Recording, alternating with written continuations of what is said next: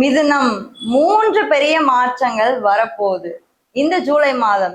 என்னதாங்க மாற்றம் வரப்போகுது? எத்தனை மாற்றம் வந்தாலும் எங்க வாழ்க்கை இதே சறுக்குல தான் விழுது. நீங்க வேற சும்மா எதையாவது ஒன்று சொல்லிட்டு பாருங்க. உண்மையதான் பேச போறேன். தெளிவா கேட்டுக்கோங்க, சொல்றத நல்லா புரிஞ்சுக்கோங்க. நம்மளுடைய சேனல்ல தொடர்ந்து பாருங்க. அது மட்டும் இல்லாம சப்ஸ்கிரைப் பண்ணாதவங்க வெயிட் பண்ணிட்டு இருக்கீங்கன்னா மறக்காம சப்ஸ்கிரைப் பண்ணி வச்சுட்டு தொடர்ந்து எங்களுடைய சேனலுக்கு ஆதரவு கொடுத்துட்டே இருங்க. நீங்க என்ன ராசியில பிறந்தீங்க, என்ன நட்சத்திரத்துல பிறந்தீங்க அப்படின்றத கீழே கமெண்ட் பண்ணீங்க அப்படின்னா நான் தெரிஞ்சுப்பேன்.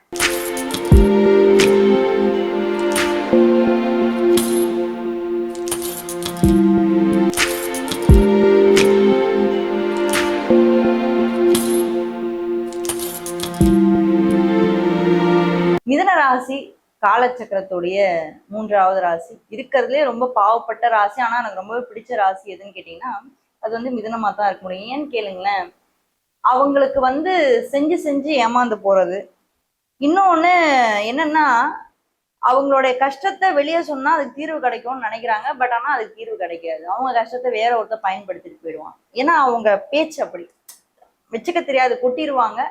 பட் வெளியே இருக்கவங்க அதை பயன்படுத்திப்பாங்க. மிதுனராசிக்காரங்க இந்த ஜூலை மாதம் கொஞ்சம் கேர்ஃபுல்லா இருங்க. தேவைப்படுற இடத்துல மட்டும் பேசுங்க. ஏன்னா உங்க ராசிநாதனான புதன் ராசியிலே இந்த மாதம் ஜூலை மாதம் முழுக்க வந்து டிராவல் பண்ண போறாரு. புதன் ராசியில இருக்க போறாரு. ராசிக்கு 2ஆம் இடத்துல குரு, சூரியன். அது மட்டும் இல்லாம ராசிக்கு 3ஆம் இடம் ரொம்ப நெருக்கத்திலே வந்து கேது, சுக்கிரன். ஸோ புதன், குரு, சூரியன், கேது, சுக்கிரன் இவங்க எல்லாம் ஒரு மாதிரி ரொம்ப நெருக்கமா இருக்க போறாங்க இந்த மாதம். நோட் பண்ணிக்கோங்க. அடுத்து ராசியில 9ஆம் இடம் சொல்லக்கூடிய பாக்யஸ்தானம். யாராவது ஒரு பாக்கியத்தை கொடுக்கணும் இல்ல, அந்த பாக்கியத்தை கொடுக்கறது தான் ராகு போய் 9ஆம் இடத்துல இருக்காரு. அதே மாதிரி 10ஆம் இடம் சனி. தொழில் தான் நமக்கு சனி, வேற ஒண்ணுமே கிடையாது. தொழில் தான் நமக்கு சனி, வேற என்ன பண்றது? 12ஆம் இடத்துல செவ்வாய். இந்த மாதத்துல உங்களுக்கு விரயஸ்தானத்துல உங்களுக்கு செவ்வாய் வந்து இந்த மாதத்துல இருக்க போறாரு.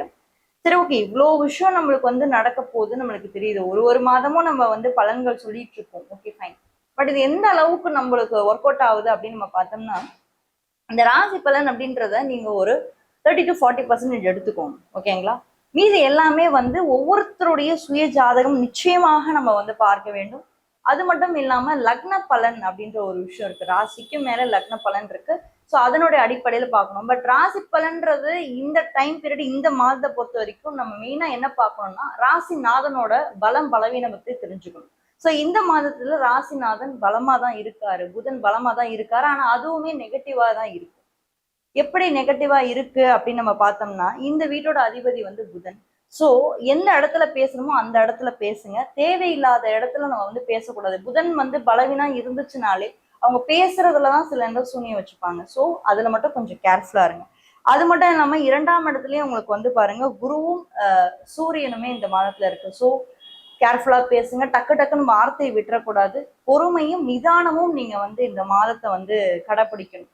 கரியர் ரிலேட்டடா எப்படி இருக்க போகுது? ஏன்னா மிதுனத்தை பொறுத்த வரைக்குமே அவங்களோட மெயின் ஃபோக்கஸ் வந்து கடந்த ஒரு 3 வருஷமா பொருள் சேர்க்கணும், ஃபேமிலியை பார்க்கணும், கரியரை வந்து ஒரு நல்ல ஒரு நிலைக்கு எடுத்துட்டு வரணும். நிறைய மிதுனராசிக்காரங்க என்ன பண்ணிருப்பீங்க அப்படின்னா நிறைய சுயதொழில் கூட ஸ்டார்ட் பண்ணிருக்கிறதுக்கு வாய்ப்பு இருக்கு. ஏன்னா இந்த மிதுனராசியை ராகு பார்த்துட்டு இருக்காரு. 9ஆம் வீட்டுல இருக்கக்கூடிய இந்த ராகு பகவான் மிதுன ராசியும் பார்க்குறாரு, துலாமையும் பார்க்குறாரு. ஸோ மிதுனம் துலாம் வந்து ராகுவோட கண்ட்ரோல்ல இருக்கு. ஸோ சுயதொழில் பண்றவங்களுக்கு ரொம்ப ரொம்ப ரொம்ப ரொம்ப அற்புதமான ஒரு காலகட்டம் வந்து இந்த மாதம் நிச்சயமாக. சரிங்களா? ஸோ ஏதாவது புது புது விஷயம் கூட நீங்க ஸ்டார்ட் பண்றதுக்கு வாய்ப்பு இருக்கு. ஒரு யூடியூப் சேனல் நீங்க ஸ்டார்ட் பண்ணலாம், இல்லை ஆன்லைன்ல ஏதாவது ஒரு பிஸ்னஸ் நீங்க ஸ்டார்ட் பண்ணலாம், ஒரு ப்ராடக்ட்ஸை நீங்க வந்து சேல் பண்ணலாம். Anything related. ஏன்னா ராகு ரிலேட்டடாகவும் நீங்க பண்ணாலும் அது நல்லா உங்களுக்கு ஹிட்டு கொடுக்கும்.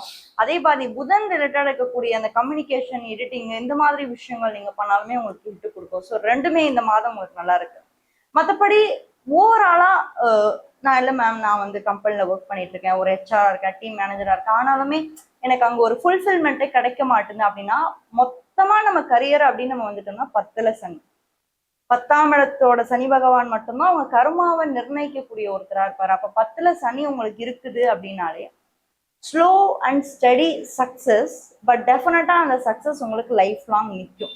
ஏன்னா அடுத்த ஒரு வருஷத்துக்கு சனி உங்களுக்கு இருக்காரு இல்லையா, பொறுமையை கற்றுக் கொடுப்பார். அவசரப்படாத, உனக்கு கிடைக்க வேண்டியது கண்டிப்பா கிடைக்கும், அது எங்கேயும் பறி போயிடாது, யாரும் தட்டி கூட்டிட்டு போயிட மாட்டாங்க, ஆனா நீ பொறுமையும் நிதானத்தையும் கடைபிடிச்சா நிச்சயமா நான் கொடுக்குறேன் அப்படின்ற மாதிரி சொல்லிட்டு இருக்காரு. ஸோ பொறுமையா நிதானமா இருந்தீங்க அப்படின்னா இந்த ஜூலை மாதம் உங்களுடைய கரியர் கொஞ்சம் சக்சஸ்ஃபுல்லா வர்றதுக்கும், நிறைய புது புது வெஞ்சர்ஸ் நீங்க ஸ்டார்ட் பண்றதுக்கும், புது புது ஆன்லைன் பிசினஸ் ஸ்டார்ட் பண்றதுக்கும் ஒரு அற்புதமான ஒரு மாதம் தான் இந்த ஜூலை. சரி, அடுத்து மேரேஜ் எப்படி இருக்க போகுது? மேரேஜ் ரிலேட்டடான பாசிபிலிட்டிஸ் இருக்கா? பிரிஞ்சு போன பொண்டாட்டி திருப்பி வருவாளா? பிரிஞ்சு போன கணவன் திரும்பி வருவாங்க? கணவன் மனைவி உறவு நல்லா இருக்குமா? இப்படி ஏகப்பட்ட கொஸ்டின் மார்க் வந்து உங்க மைண்ட்ல ஓடிட்டு இருக்கு இல்லையா? இந்த மாதத்தை பொறுத்த வரைக்கும் உங்களுடைய ராசிக்கு 7ஆம் வீட்டோட அதிபன் தான் குரு பகவான்.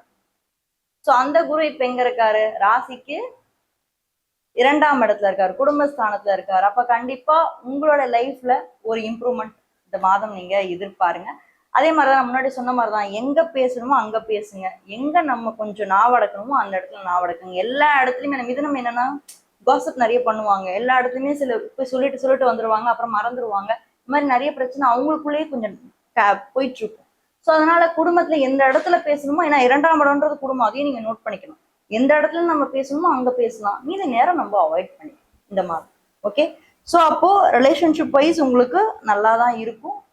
ஓரளவுக்கு நீங்க கொஞ்சம் ஸ்மூத்தா நீங்க போகும்போது சில விஷயங்கள் நீங்க வந்து அப்படியே கொஞ்சம் டிராவல் பண்ணி நீங்க வந்து கொண்டு போகலாம். படிப்பு சார்ந்த விஷயங்கள் எப்படி இருக்க போகுது இந்த மாதத்துல?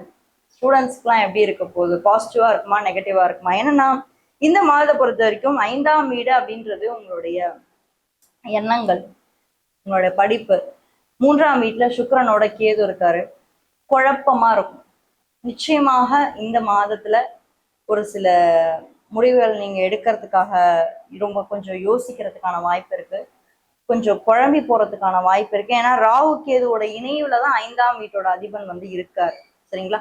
உங்க குழந்தைகிட்ட முடிஞ்ச அளவுக்கு பேரண்ட்ஸ் எல்லாம் இந்த வீடியோ பார்த்துட்டு இருக்கீங்க அப்படின்னா, உங்க வீட்டுல யாராவது மிதுனராசி குழந்தை இருக்கு அப்படின்னா அதுங்க அந்த குழந்தைகிட்ட முடிஞ்ச அளவுக்கு பக்குவமா பேசுங்க. ஏன்னா புதன் வந்து கொஞ்சம் டக்குன்னு சென்சிட்டிவ், ஒரு மாதிரி சென்சிட்டிவ் ஆயிடுவாங்க குழந்தையில இருக்கும்போது. அப்போ முடிஞ்ச அளவுக்கு பக்குவமா பேசி அவங்கள வந்து மேல மேல கொஞ்சம் கொண்டு வர பாருங்க, கொஞ்சம் என்கரேஜ்மெண்ட் கொடுங்க. ஏன்னா புதனுக்கு சம்டைம்ஸ் தேவை வந்து மிதுன ராசியில பிறக்கிறவங்களுக்கு சம்டைம்ஸ் அந்த ஒரு என்கரேஜ்மெண்ட் தேவை. அந்த என்கரேஜ்மெண்ட் நீங்க குழந்தையில இருந்தே கொடுக்க ஆரம்பிச்சுன்னா நிச்சயம் அவங்க லைஃப்ல வந்து முன்னாடி வருவாங்க. அந்த என்கரேஜ்மெண்ட் இல்லாததுனாலதான் செல்ஃப் கான்பிடன்ஸ் வந்து கம்மியா இருக்கு. மிதுனத்துக்கு செல்ஃப் கான்பிடன்ஸ் கம்மியா போறதே ஏன்னா ராசிக்கு 3ஆம் இடமே சூரியனோட வீடு தானே. இந்த இடத்துல சூரியன் வந்துட்டாலே அந்த இடத்துல ஒரு புகழ், அந்த அந்த இடத்துல ஒரு ப்ரைடு, அந்த இடத்துல ஒரு ரெஸ்பெக்ட், இதெல்லாம் இருக்கும். அப்போ அந்த குழந்தைக்கு தேவையான விஷயங்கள் நீங்க பண்ணும்போது நிச்சயமா அது சின்ன வயசுல இருந்தே நிறைய சேஞ்சஸ் நீங்க வந்து எதிர்பார்க்கலாம். முடிஞ்ச அளவுக்கு சப்போர்ட் பண்ணுங்க. குழந்தை என்ன தப்பே பண்ணாலும் அதை நீங்க தூக்கி விட்டீங்கன்னா நிச்சயமா அவங்க லைஃப்ல வந்து சூப்பரா வந்து நிக்கதான் போறாங்க. மொத்தத்துல மிதுன ராசிக்கு 3 முக்கியமான மாற்றங்கள் இந்த மாதத்துல. சனி வக்ர பயிற்சி ஆறது ஒண்ணு, அடுத்து புதன் வந்து வக்ர பயிற்சி ஆறது ஒண்ணு. இன்னொரு ஒரு முக்கியமான ஒரு விஷயம், புதன், குரு, சூரியன், கேது, சுக்கிரன் இந்த எல்லா கிரகங்களும் ரொம்ப நெருக்கமா ஆக போறதுதான் இந்த மாதத்தோட மிக அற்புதமான ஒரு விஷயமா நம்ம வந்து பாக்குறோம். ரிஷபராசியை பத்தி தெரிஞ்சுக்கணும்னா இந்த வீடியோல ஃபர்ஸ்ட் கமெண்ட்ல ஃபர்ஸ்ட் லிங்க்ல கொடுத்துருக்கேன், மறக்காம அதையும் போய் செக் பண்ணுங்க. யாராவது ஒரு ஃப்ரெண்டுக்கு இந்த வீடியோவை நீங்க ஷேர் பண்ணி ஹெல்ப் பண்ணணும்னு நினைச்சீங்க அப்படின்னா மறக்காம ஷேர் பண்ணி ஹெல்ப் பண்ணுங்க. தேங்க்யூ.